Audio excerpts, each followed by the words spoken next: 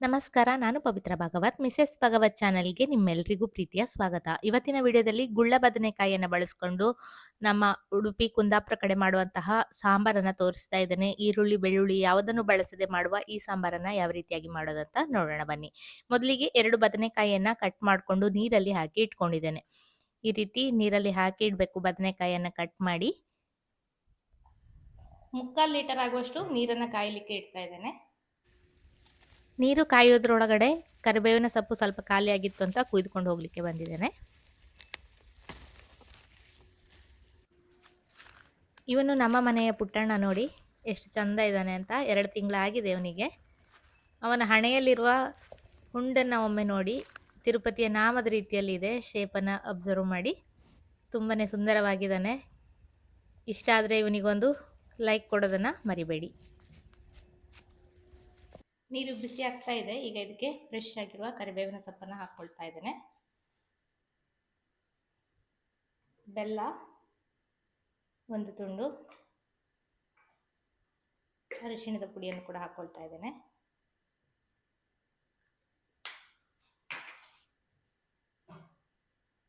Cut ಮಾಡಿ ನೀರಲ್ಲಿ ಹಾಕಿಟ್ಟಿರುವ ಬದನೆಕಾಯಿಯ ಹೋಳುಗಳನ್ನು ಹಾಕ್ಕೊಳ್ತಾ ಇದ್ದೇನೆ.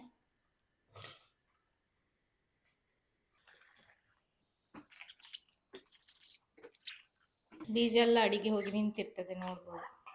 ಅದರಲ್ಲಿರುವ ಚುಗುರಿನ ಅಂಶ ಎಲ್ಲ ಕಡಿಮೆ ಆಗ್ತದೆ ಈ ರೀತಿ ನೀರಲ್ಲಿ ಹಾಕಿಟ್ಟಿರೋದ್ರಿಂದ. ಒಂದು ಮುಚ್ಚಳವನ್ನು ಮುಚ್ಚಿ ಬೇಯಲಿಕ್ಕೆ ಬಿಡ್ತೇನೆ. ಮಸಾಲೆಯನ್ನು ಹುರಿಲಿಕ್ಕೆ ಒಂದು ಪ್ಯಾನನ್ನು ಬಿಸಿಗಿಟ್ಟಿದ್ದೇನೆ. ಅದರಲ್ಲಿ ಈಗ ಅರ್ಧ ಟೀ ಚಮಚ ಆಗುವಷ್ಟು ಕಡಲೆಬೇಳೆಯನ್ನು ಹಾಕ್ಕೊಳ್ತಾ ಇದ್ದೇನೆ. ಸ್ವಲ್ಪ ತೆಂಗಿನ ಎಣ್ಣೆನ ಹಾಕ್ಕೊಳ್ತೇನೆ. ನಂತರ ಅರ್ಧ ಟೀ ಚಮಚ ಆಗುವಷ್ಟು ಉದ್ದಿನ ಬೇಳೆಯನ್ನು ಹಾಕ್ಕೊಳ್ತಾ ಇದ್ದೇನೆ.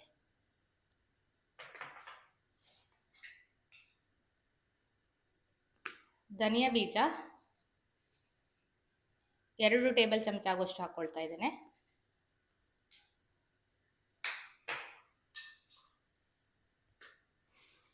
ಅರ್ಧ ಟೀ ಚಮಚ ಆಗುವಷ್ಟು ಜೀರಿಗೆಯನ್ನು ಹಾಕ್ಕೊಳ್ತಾ ಇದ್ದೇನೆ.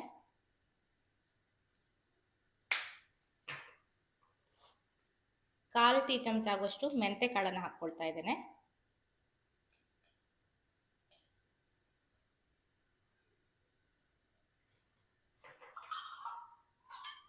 ಮತ್ತೆ ಸ್ವಲ್ಪ ಎಣ್ಣೆಯನ್ನು ಹಾಕ್ಕೊಂಡು ಸಣ್ಣ ಉರಿಯಲ್ಲಿ ಇದನ್ನು ಹುರ್ಕೊಳ್ತೇನೆ.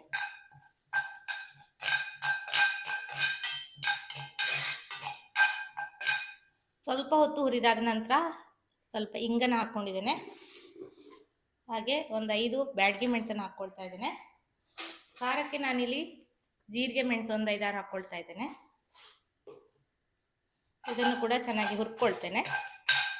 ಮಸಾಲೆಯನ್ನೆಲ್ಲ ಹದವಾಗಿ ಹುರಿದಾಗಿದೆ. ಈಗ ಇದಕ್ಕೆ ಸ್ವಲ್ಪ ಒಂದು 1/4 ಟೀ ಚಮಚಕ್ಕಿಂತನೂ ಕಡಿಮೆ ಸಾಸಿವೆ ಕಾಳನ್ನು ಹಾಕ್ಕೊಂಡಿದ್ದೇನೆ. ಹಾಗೆ 2 ಟೇಬಲ್ ಚಮಚದಷ್ಟು ಹಸಿ ಕಾಯಿ ತುರಿಯನ್ನು ಹಾಕ್ಕೊಳ್ತಾ ಇದ್ದೇನೆ. ಒಳ್ಳೆ ಪರಿಮಳ ಕೊಡ್ತದೆ ಈ ರೀತಿ ಕಾಯಿ ತುರಿಯನ್ನ ಒಮ್ಮೆ ಫ್ರೈ ಮಾಡಿ ಹಾಕೋದ್ರಿಂದ ಒಂದೊಳ್ಳೆ ರುಚಿಯನ್ನು ಕೊಡ್ತದೆ ನಮ್ಮ ಸಾಂಬಾರಿಗೆ. ಸ್ವಲ್ಪ ಹೊತ್ತು ಹುರಿದು ಉರಿಯನ್ನು ಆಫ್ ಮಾಡಿ ತಣ್ಣಗಾಗಲಿಕ್ಕೆ ಬಿಡ್ತೇನೆ.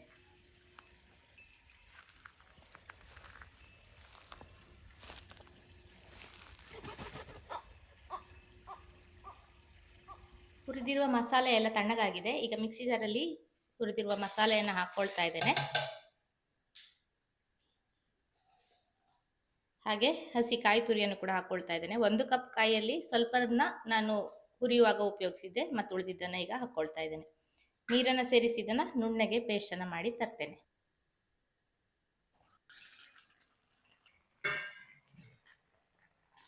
ಸ್ವಲ್ಪ ಬದನೆಕಾಯಿ ಹೋಳುಗಳು ಬೆಂದಿದೆ. ಈಗ ಇದಕ್ಕೆ ಬೇಯಿಸಿಟ್ಟಿರುವಂತಹ ತೊಗರಿ ಬೇಳೆಯನ್ನು ಹಾಕ್ಕೊಳ್ತಾ ಇದ್ದೇನೆ. 1/4 ಕಪ್ ಆಗುವಷ್ಟು ತೊಗರಿ ಬೇಳೆಯನ್ನು ಬೇಯಿಸಿ ಹಾಕ್ಕೊಂಡಿದ್ದೇನೆ. ಹಾಗೆ ಹುಣಸೆಹಣ್ಣಿನ ರಸವನ್ನು ಕೂಡ ಹಾಕ್ಕೊಳ್ತಾ ಇದ್ದೇನೆ. ರುಬ್ಬಿರುವಂತಹ ಮಸಾಲೆಯನ್ನು ಹಾಕ್ಕೊಳ್ತಾ ಇದ್ದೇನೆ.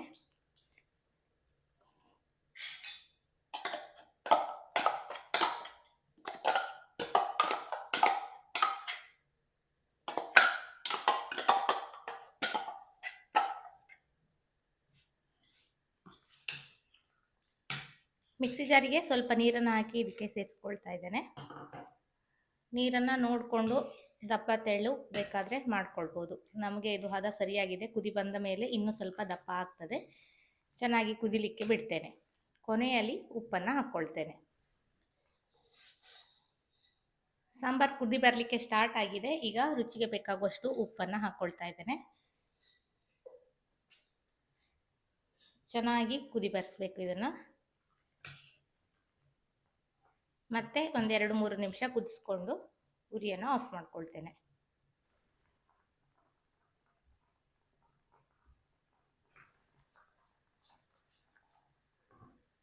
ಚೆನ್ನಾಗಿ ಕುದಿ ಬರ್ತಾ ಇದೆ.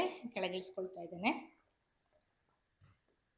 ಈಗ ಒಂದು ಒಗ್ಗರಣೆಯನ್ನು ಮಾಡ್ಕೊಳ್ಳಿಕ್ಕೆ ಒಗ್ಗರಣೆ ಸೌಟನ್ನು ಬಿಸಿಗಿಟ್ಟಿದ್ದೇನೆ. ಸ್ವಲ್ಪ ತೆಂಗಿನ ಎಣ್ಣೆಯನ್ನು ಹಾಕ್ಕೊಳ್ತಾ ಇದ್ದೇನೆ. ಸಾಸಿವೆ, ಉದ್ದಿನಬೇಳೆ,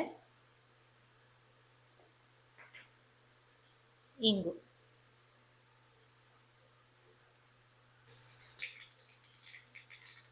ಸಾಸಿವೆ ಎಲ್ಲ ಚಟಪಟ ಇದೆ. ಇದಕ್ಕೆ ಕರಿಬೇವಿನ ಸೊಪ್ಪನ್ನು ಹಾಕಿದ್ದೇನೆ. ಹಾಗೆ ಒಣ ಮೆಣಸಿನ ಪೀಸ್ 2 ಹಾಕೊಂಡಿದ್ದೇನೆ. ಒಗ್ಗರಣೆ ರೆಡಿಯಾಗಿದೆ. ಇದನ್ನು ಸಾಂಬಾರಿಗೆ ಹಾಕ್ಕೊಳ್ತೇನೆ. ಕೊನೆಯಲ್ಲಿ ಕಟ್ ಮಾಡಿರುವಂತಹ ಕೊತ್ತಂಬರಿ ಸೊಪ್ಪನ್ನು ಹಾಕ್ಕೊಂಡು ಚೆನ್ನಾಗಿ ಮಿಕ್ಸ್ ಮಾಡ್ಕೊಳ್ತಾ ಇದ್ದೇನೆ.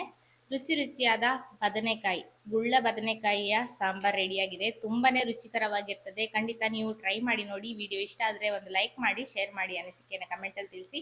ಹಾಗೆ ಚಾನಲನ್ನು ಸಬ್ಸ್ಕ್ರೈಬ್ ಮಾಡಿಕೊಂಡು ಸಪೋರ್ಟ್ ಮಾಡಿ ಅಂತ ಕೇಳ್ಕೊಳ್ತೇನೆ.